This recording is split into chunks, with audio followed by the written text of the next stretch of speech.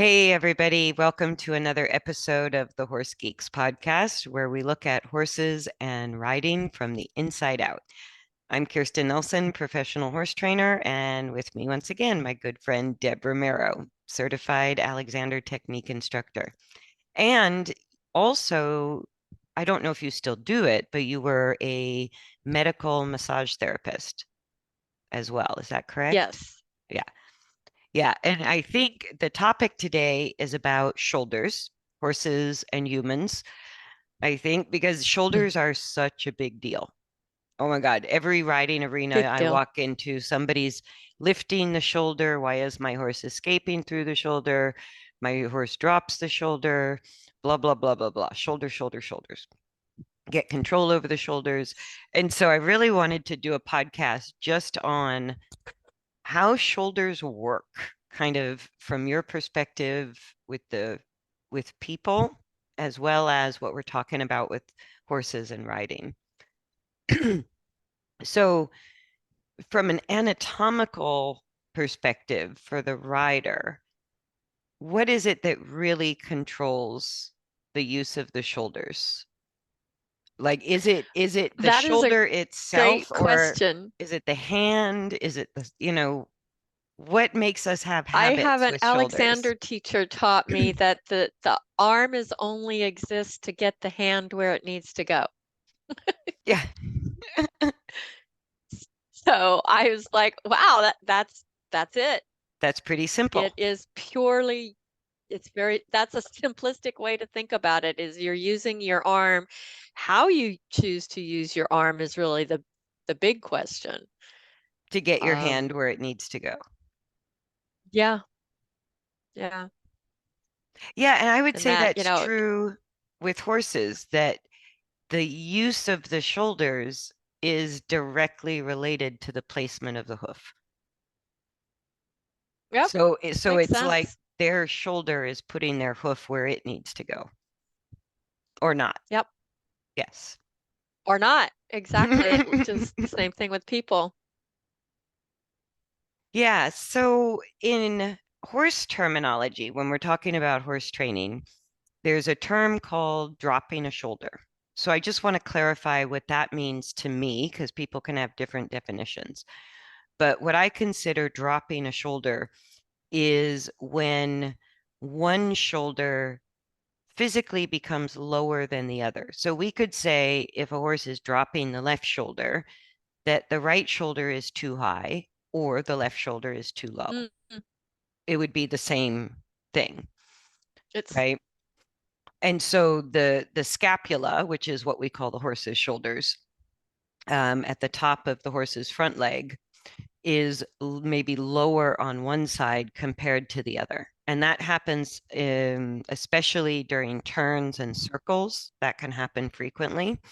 It can be chronic as a body habit of function mm, or coordination. Or if a horse wants to suddenly spook, they'll drop one shoulder and kind of spin a 180 the opposite direction, hmm right? So it can happen during a fight or flight response. It can be a habit in the body, or it can just be what happens during a turn or a circle. But that's what I call a dropped shoulder. So you could call it a lifted shoulder, but in horse terminology, we want the shoulders to be upright and lifted. So it's the problem we look at is the dropping of one shoulder.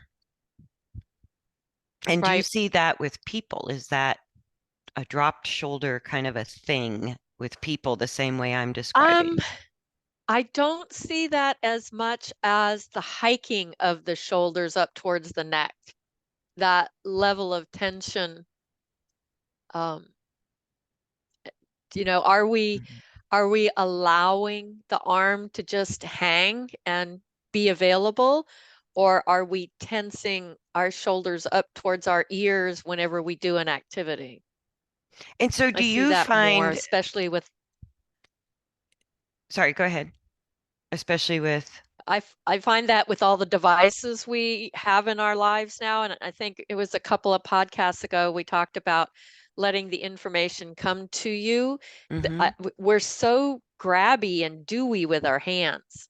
You know, we um so directing them in a way that we stay open and available and not shrugging our shoulders is really important. So, like, if we're thinking just of our hands, that can affect how we use the shoulders. Oh yeah. Okay, Or got it. even the the saying take the reins. I mean, if you think of the language around taking the reins, I think your th- mic dropped down a little. There you go. there we go. Yep. Um, that whole thing about grabbing, you know, with our hand and then our arms just come onto the front of our bodies and we get all this contraction in our pecs, our biceps, and our forearms. Instead, the arm actually is attached to the back. So really thinking about that instead of grabbing all the time.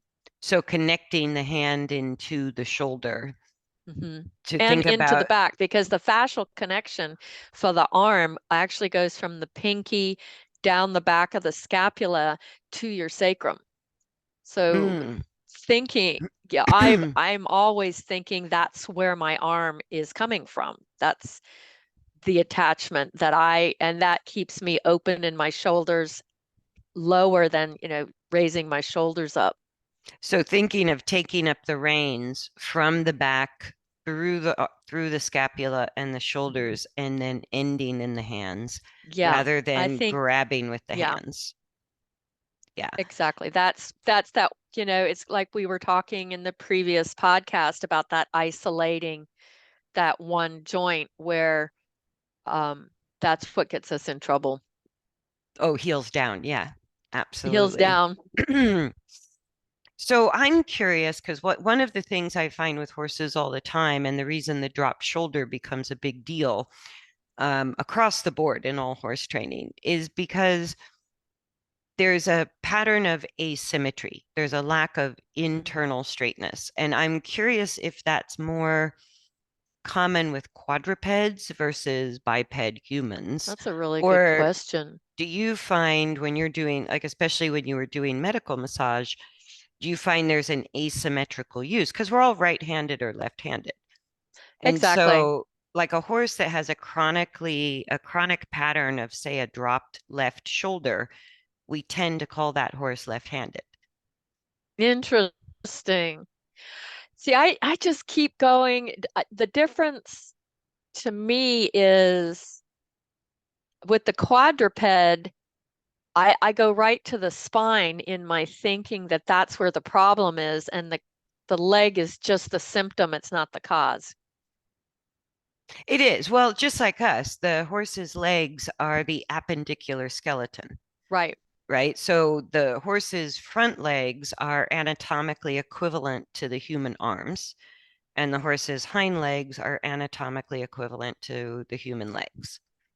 So the horse walks, and that's why we say when they're on the forehand, it basically means the arms are taking the brunt of the weight, the body weight, right, and doing most of the work.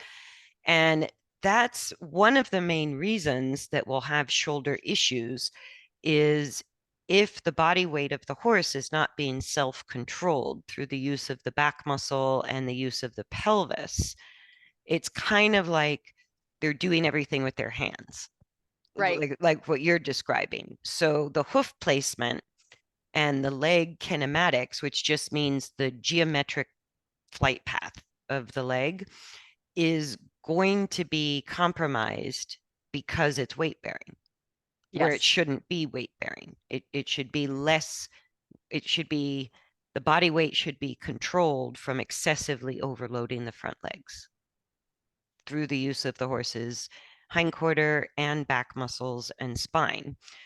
But that asymmetrical pattern I find is really common. hmm, And I even had a discussion with a farrier one time where one horse has an upright foot and the other horse is a pancake. or one horse looks like it has a short leg Mm, compared to a long front leg. Or even from the perspective of sitting in the saddle, we can look down and mhm. one shoulder might look really steep and sort of missing, where the other shoulder or scapula looks rounded and it's higher or Mhm. more rounded compared to one that's flat and more angular. And that really is a muscle development issue with the horse more than a Right. conformation issue. And this farrier was saying, you know, one shoulder is higher than the other, and the leg that appeared longer with the higher shoulder always had the upright foot, Wow. and the other leg that appeared lower had the less developed shoulder, or appeared to have a less developed shoulder or steeper shoulder, was always the pancake foot. And so that asymmetry is, horses rarely use their shoulders in unison. And that's what I was curious about, because what you're Hmm. describing with the shoulders too high, too far back, too rounded forward, do humans use their shoulders more in unison as opposed to more asymmetrically? I think it would depend upon the activity. Because I'm thinking like the difference between carrying, we've talked about carrying a bucket of water Mm-hmm. or picking up a bale of hay. So Or there's, carrying 2 buckets of water. yeah, God help us. Yeah. Um, yeah, I think the interesting thing about shoulders, and I don't think this applies to horses, is the range of motion that humans do have with this joint. It's pretty incredible. Horses actually do as well. And They that's do. where when we want length of stride, it's actually coming from the articulation of the leg joints, the upper leg joints, when we're trying to lengthen stride. But if the horses are not controlling their own body weight through the back and the hindquarter, once it's excessively loaded, the front legs can't lengthen stride That's a good point. because they're bearing too much weight. And then the asymmetrical issue can not only be described maybe as a drop shoulder, but that's what other people might call a bulging shoulder. So Yeah, they might notice, I haven't heard that one. yeah, it's almost like there's too much shoulder on one side and not enough shoulder Is on that the what it other is? side. Okay. Yeah, and what it is a tilting or a twisting through the horse's upper spine that's causing one leg to look longer or taller and maybe be overdeveloped because the other leg is weight bearing, right? It's So being the not Rock of only, Gibraltar. right, not only can you have too much weight on both front legs, but where a lot of in rehab, what I'm looking at first is one front leg even more overloaded than the other front leg. Mm, And that will show up in the leg use, in the hoof development, and in the muscle development. yeah. Yep. And for horses, horses don't have a collarbone. So the horse's front legs or their arms, like maybe you can describe a little bit how the human arm apparatus is all attached to the skeleton, that we have this collarbone kind of connecting our arms on the front to our rib cage, and we have the scapula behind, and then the arms hang off the back. And with horses, they have what's called the thoracic sling of muscle. Right. So horses don't have a skeletal connection between the 2 front legs to the rib cage, which is different than the human construction. Is that correct? The the shoulder joint is a lot like the hip joint. It just doesn't bear weight. A ball Um, and socket. Yes. so it really is, without getting into real technical terms, it's really held together by a lot of ligaments. That's what Yes. gives us that huge range of motion that we have. Um, and everybody talks about the rotator cuff, which is actually 5 different muscle tendons that are really important to mobility and being able to move the arms. That's just keeping it as simple as possible. Yeah. Right. But there's a bony connection attaching the arm, appendicular arm framework to the axial skeleton, plus the ligament system, which gives us this huge range of Right. motion. And that's kind of Right. in the horse, the two front legs are essentially independent of the axial skeleton. There's not a skeletal bridge between Okay. what we Like the call collarbone, right. So because they don't, there's okay. Now I see what you're saying. yes, and so the what we call the shoulders, which is really the scapula of the horse, Right. is on the back, either side of the spine, but there's no connection to the rib cage or the axial skeleton structurally. It's all Structure, soft boning. tissue, It's all bony, soft tissue. Yeah. right? So it's all soft tissue, muscle, tendon, and ligament. And so the shoulders sort of being free floating on the horse make the front legs highly adaptable. So Right. it gives the horse a greater range of motion, just like the human arms. It also gives both front legs the ability to adapt if the back and the hindquarter are not doing their job. That's The, kind of scary. yeah. Well, like we've talked about before many times, the aged person getting a walker because the back and hindquarter are no longer The supporting the spine isn't. stability. Hmm. So that's like the equivalent of a person on the forehand over That's a time good way to put it. Yeah. Because that because image is the image of somebody with a walker is, yeah, it's and showing, leaning on the walker for stability and yeah, support. they've lost all spinal integrity of balance, and they're balancing off their arms. And then what happens is usually the central nervous system says, this isn't great, I'm scared. And then the fear feeling comes up, and then the fall happens after that. Yeah. And that's exactly Yeah. what happens to a horse. People maybe don't notice there's a problem until the horse starts behaving badly, right? And the horse is thinking, how can I get their attention? This I'm feeling less safe inside my own skin Right. because they're having to balance or stabilize on these free floating front legs and maybe the pressure from the rider on the bit. Oh, So wow.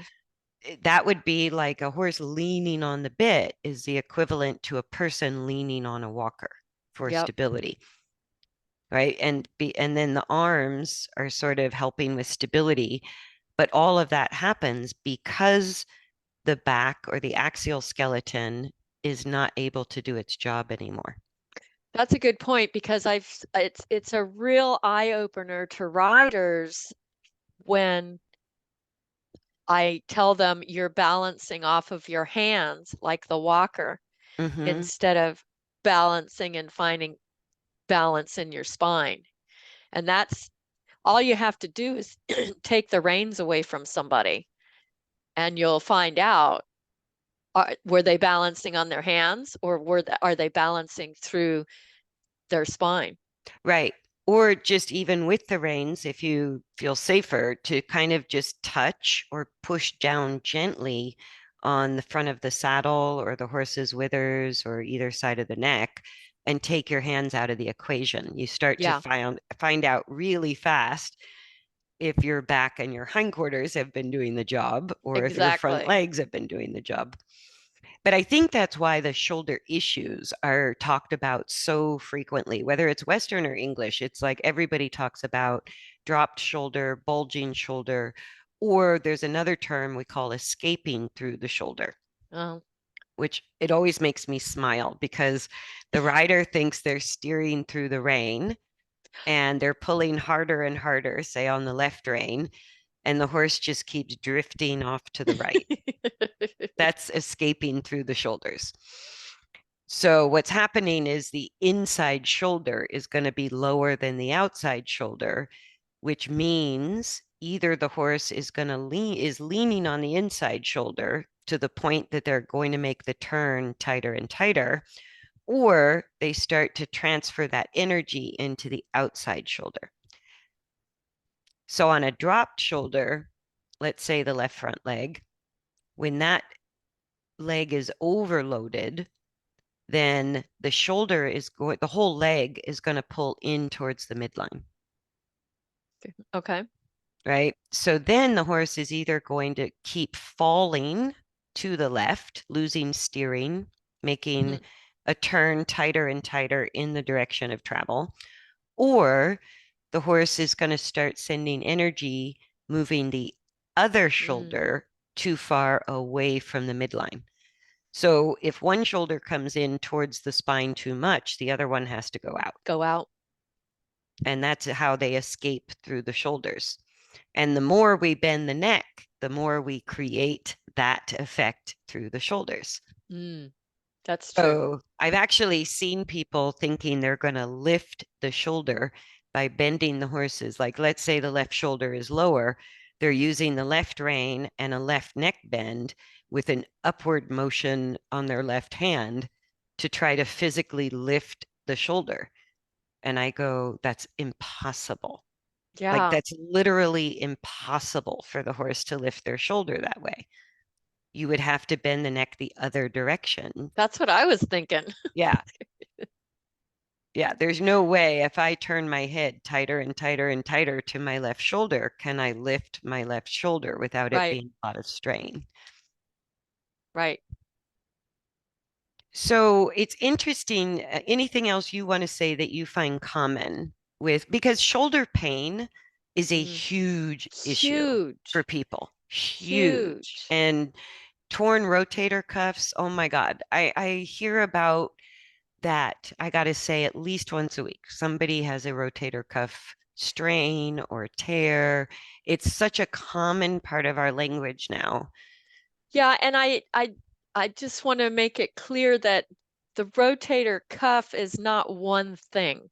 It's Yes, five things. yes. So when a physical therapist or a massage therapist gets a script from a doctor saying treat the rotator cuff, that's like the blind leading the blind.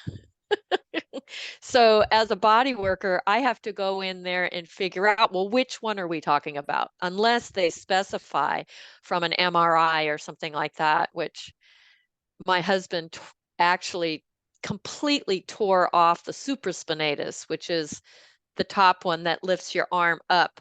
Mm. Um, and he tore the other ones too, but not completely off. But I think it's just allowing the arm to stay on the back is really important because that's where your arm comes from, is your back, not your front.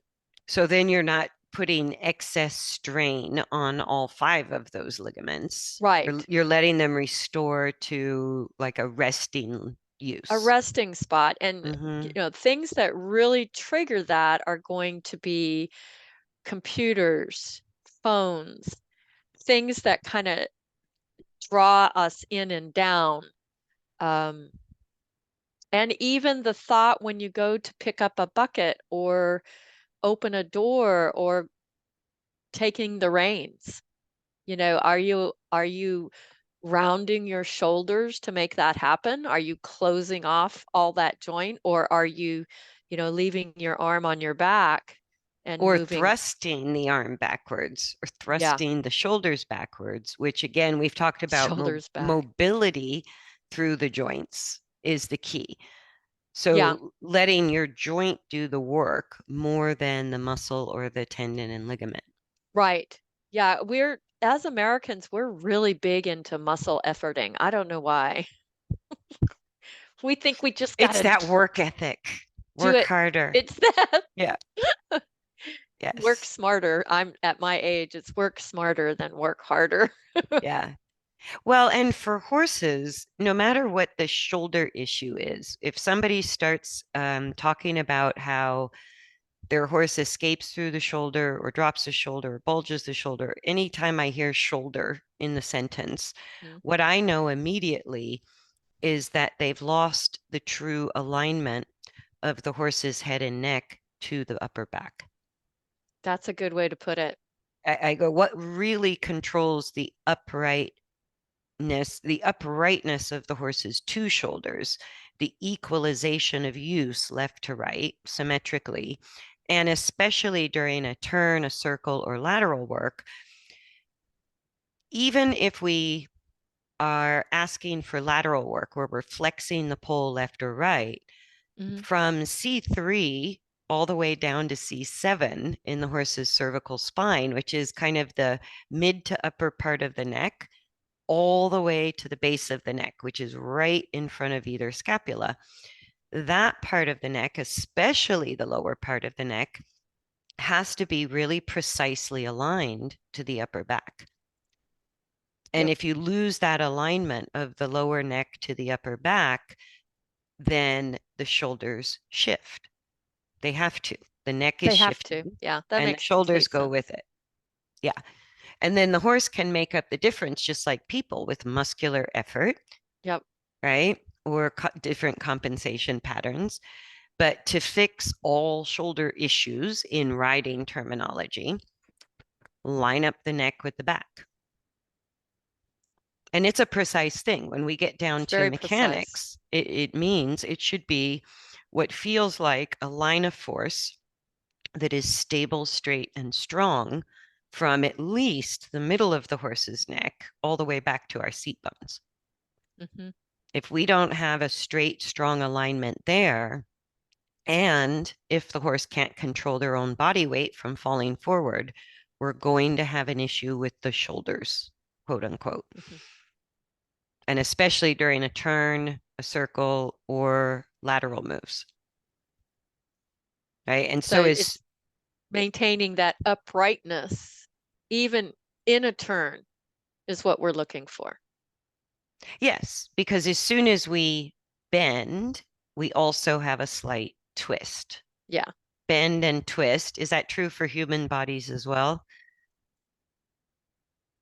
Like Hmm. you almost can't, I think if you side bend, there is always a tiny bit of twist.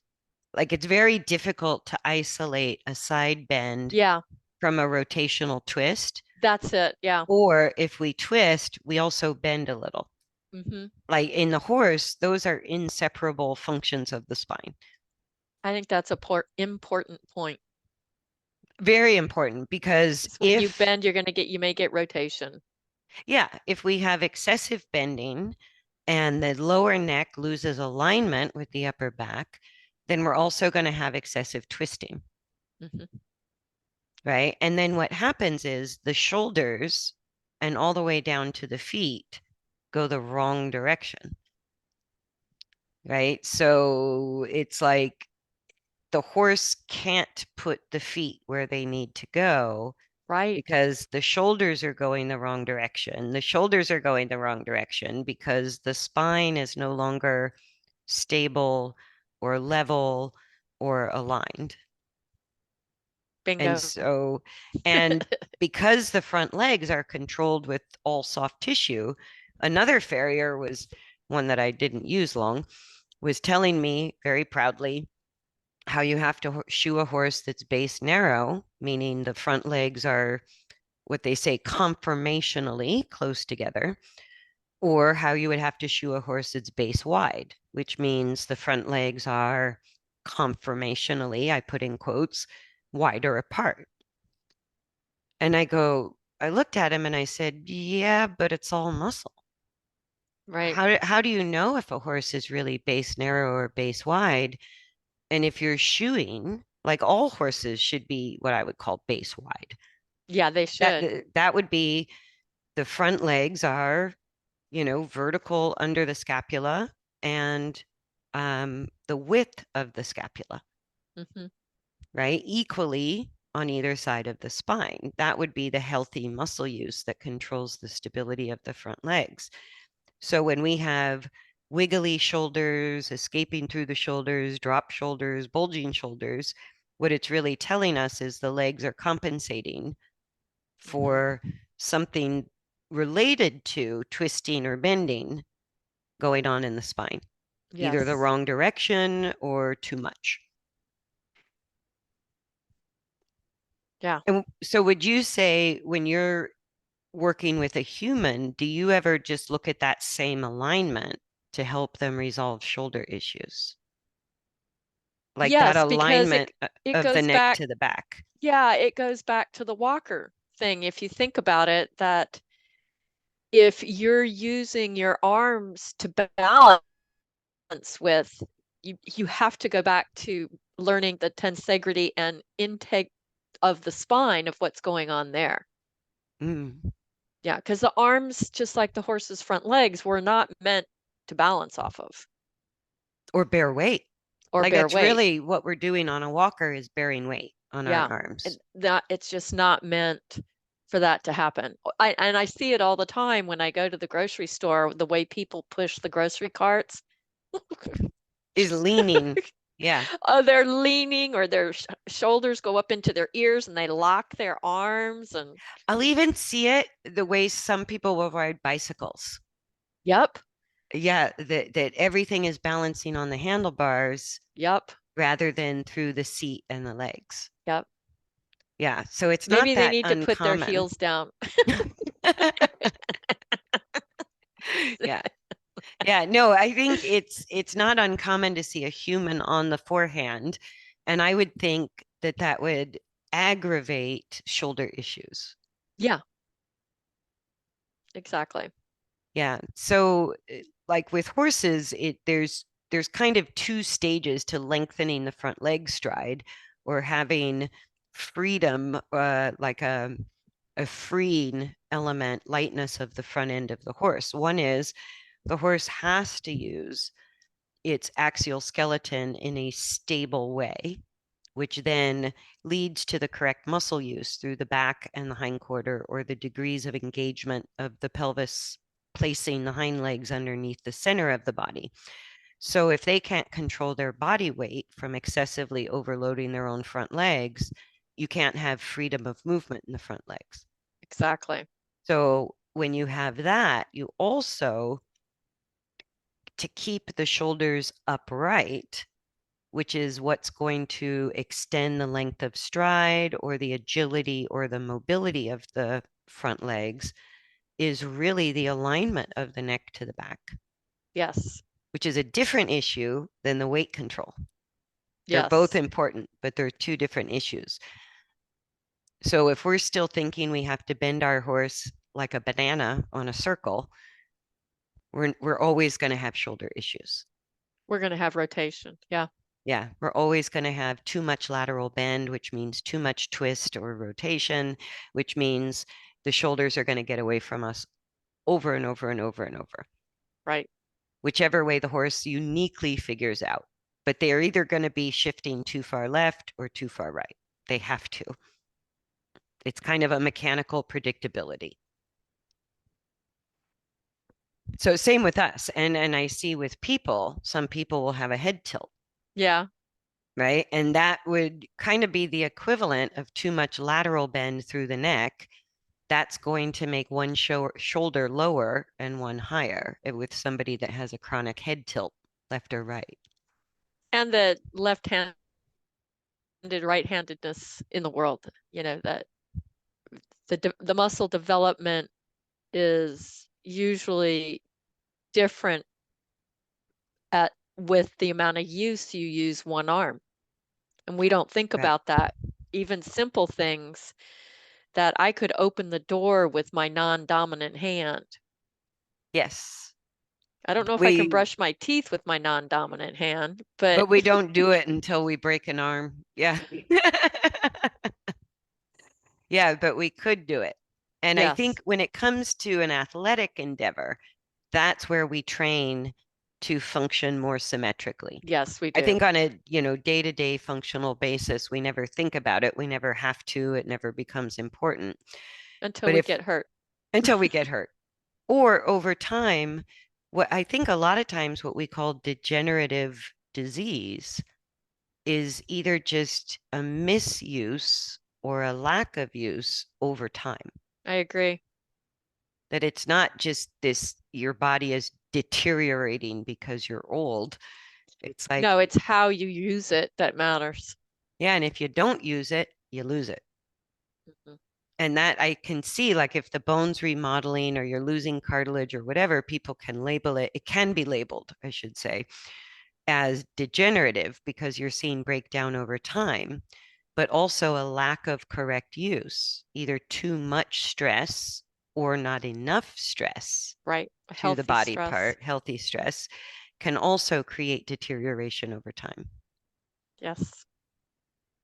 Yeah. Anything else you want to add to the shoulders? Nope. Sounds good to me. Because I have read endless like magazine articles and books, and this thing about horses' shoulders is kind of a big deal in the training industry. And there's so many techniques out there. There's so much advice. There's so many different strategies. And at the end of the day, I go, it's pretty simple. This long neck that a horse has, which Mm. lives out in front of the legs with Hmm. a big, heavy head. So the horse's head is typically 10% of their body weight. Wow. It's huge. So 1,000-pound horse has a 100-pound head.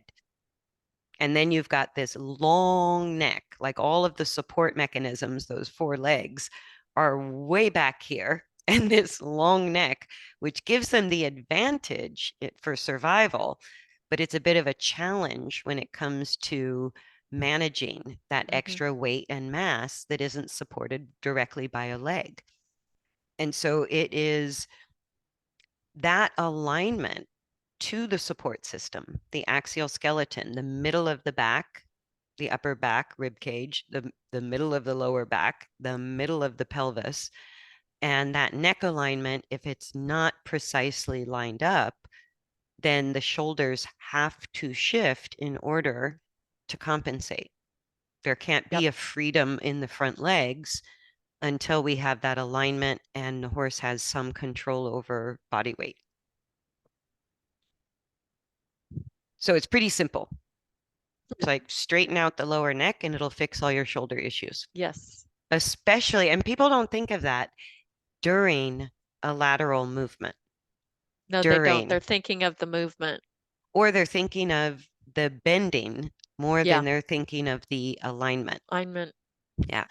So it's very easy to take the lower neck bones slightly too far left or right of the upper back bones. And as soon as you do that, the shoulders shift Yep. or lift or drop or tighten or restrict or whatever they do. So the shoulders being out of our control is an indication that the neck is not in the proper alignment with the back. I go, that's so simple Yeah. It's kind of like the whole picture of it's just the extremity showing what's going on much deeper in the body. in the center. Yeah. Absolutely. No, and the 'Cause- more I keep coming back to the axial skeleton, it when you change the function of the spine or the axial skeleton, it changes the use of muscle throughout the entire body. Exactly. Same in the The human. and the strain on the tendon and ligament, and it changes the precise flight path that the leg is going Mhm. through. Or like you're saying, the arm is there to get your hand where it needs to go. So there's 10,000 potential flight paths for picking up your Mhm. eyeglasses, Yep. you know? And each flight path is going to sort of, it depends on how we're organizing our arm in order to go do that job of picking up your coffee or picking up your eyeglasses. So anything else you want to add to that about Nope. people? Keep it simple. Keep it simple. Absolutely. It's a complicated joint, so we'll just keep it simple. It is a complicated joint and it's not meant to work in isolation. It's meant to, like the appendicular skeleton, the arms and legs are directed by the central axial skeleton. Mhm. So if we keep coming back to the central axial skeleton, the legs and arms and horses' front legs, hind legs start to change their use as a result. Exactly. Same with people. Yeah. And I still see people out there with whips tapping the legs or bamboo sticks. And it's like, it's not gonna like It doesn't come from there. it doesn't come from there. No. Yeah, it doesn't come from there. And you could be creating dysfunctional use through the spine by artificially trying to control the Trying to. leg placement. Absolutely. Okay, well, I guess we'll wrap it up there. Thanks everybody for joining us for another episode of the Horse Geeks podcast. Please like, share, subscribe, and all of that. And we look forward to seeing you again next time. Bye, Thanks, everybody. everybody. Bye.